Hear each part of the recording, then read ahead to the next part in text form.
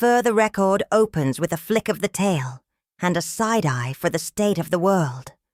I'm Penelope McFluffy Butt, feline journalist, sarcasm specialist, and your furry guide through the tangled litter box of global headlines.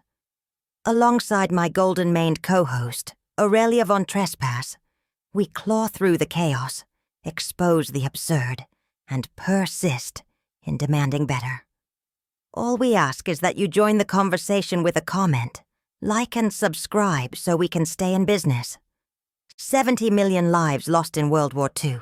That's more than the entire population of the UK today.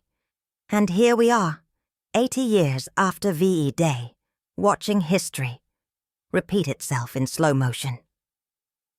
You know what's striking about these anniversary commemorations? How differently each country chooses to tell the story. Some use it as a moment for genuine reflection. Others turn it into pure propaganda. Take Denmark's approach. They focused on honoring their merchant seamen with this beautifully dignified ceremony, flying both Danish and Canadian flags. Meanwhile, in Moscow, Putin's putting on this massive military spectacle with 11,000 troops and ballistic missiles. And not a single mention of Ukraine in that whole display. It's like watching someone completely miss the point of a peace commemoration. Well, what really gets me is how Germany handled it versus Russia. The German president came out strongly against historical revisionism, basically saying, "Let's not pretend fascism is okay again," while Putin's using it as his personal propaganda hour. Speaking of propaganda, what do you make of how some American networks covered the commemoration? Some calling it the beginning of American greatness, while others took a much more critical stance. That's exactly what worries me about how we handle historical memory in 2025. It's becoming increasingly politicized, with every country crafting their own narrative. And meanwhile, we've got active conflicts in Ukraine, Gaza, Sudan, and Myanmar. Make this moment matter. Share this podcast, because silence never changed the world. And for the love of whiskers, peace needs participation. Speak up, show up, and don't let history repeat itself. We'll wait. Go click like, follow, or slap that bell icon. We're not above begging. Tuna prices are insane. Well, that really puts things in perspective, marking 80 years since this massive war ended while new ones keep breaking out. And here's what's particularly concerning. It's not just traditional warfare anymore. We're dealing with climate disasters, economic instability, cyber warfare, and this growing trend toward authoritarianism worldwide. Brazil's recent political turbulence, Hungary's democratic backsliding. So what gives you hope in all of this? Because it's starting to sound pretty bleak. You know what actually inspires me? These incredible grassroots peace initiatives happening right now. Like that Ukrainian teenager rebuilding a library in the middle of a war zone. Or the Gaza mother sharing her limited food supplies with neighbors.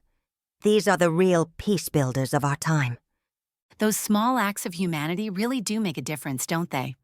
It reminds me of those Canadian peacekeepers working in conflict zones, providing comfort to children who've seen too much too soon.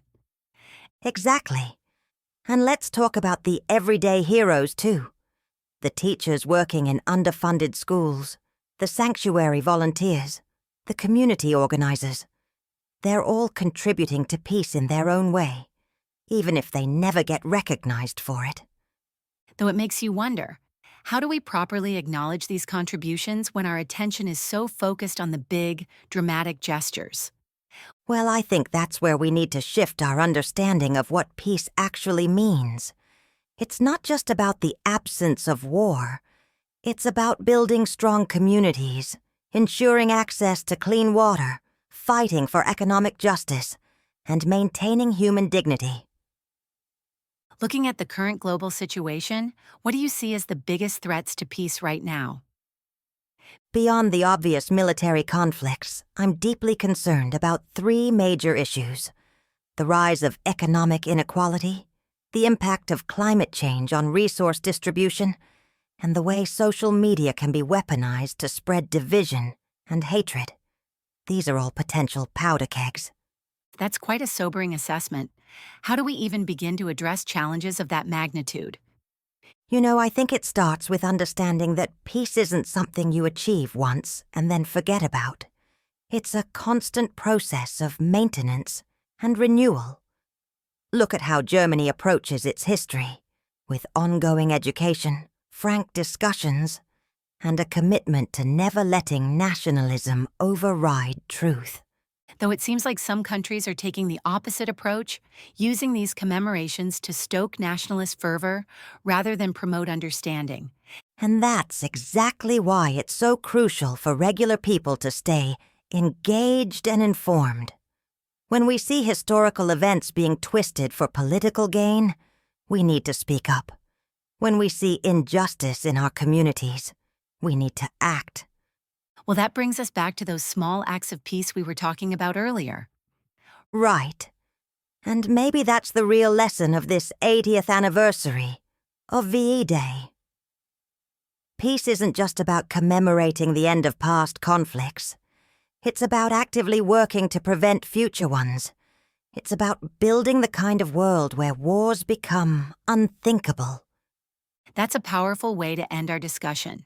The idea that peace isn't passive, but requires active participation from all of us. Exactly. Because if these past 80 years have taught us anything, it's that peace isn't just the absence of conflict. It's the presence of justice, dignity, and hope. And that's something worth fighting for, every single day. This has been For the Record, your weekly claw-sharp dose of commentary, conscience, and catitude. If you like today's show, paw that like button, subscribe, hit the bell like it owes you rent. Because tuna isn't getting cheaper, and if you want us properly fed, we need your support. Until next week, stay skeptical, stay kind, and don't start World War III without asking us first.